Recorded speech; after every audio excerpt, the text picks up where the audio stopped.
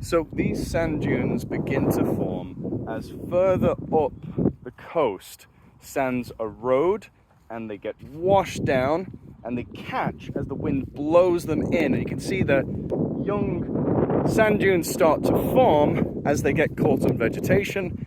Like this here swimmer crab. Hello, little fella. Hi, cutie. You're alive. So this gracia area is actually a little unnatural. There would have been bison, auroch, and even red deer this far south that would keep this landscape more open and allow the dunes to do their thing. Roe are native. They are quite small though, and don't perform the exact same ecological role as red in this environment, but they do help keep it somewhat open. You can see this part of the dunes is more sandy and open, which is great because a lot of rare animals use this type of habitat, including the Natterjack toad and the sand lizard. You can see the massive sand dunes over here at the very back. Now naturally, parts of them would build up and then blow out further so that the sand dune system would be much larger. But you can see a house over there too, can't you? Houses and roads have been built in the path of the sand. By doing this, we don't just cause problems for the sand dunes habitat, which is extremely rare in the UK.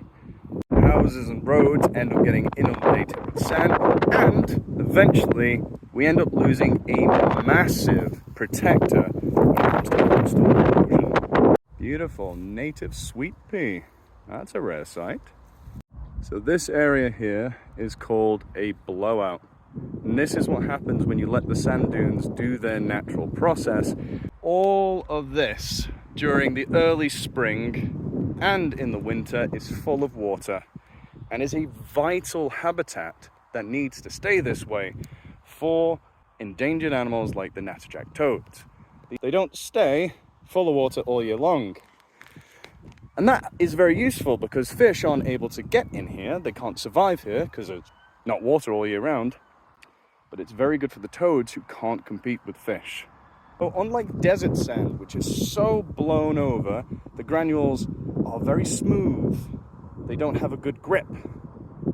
The sand found here is very rough and it's good for things like cement. And people know that and over-abuse these habitats to mine for that sand. Not good at all. One of the best things we can do for this incredibly rare landscape is reintroduce large herbivores, and once they start to get a little out of hand, reintroduce those carnivores as well.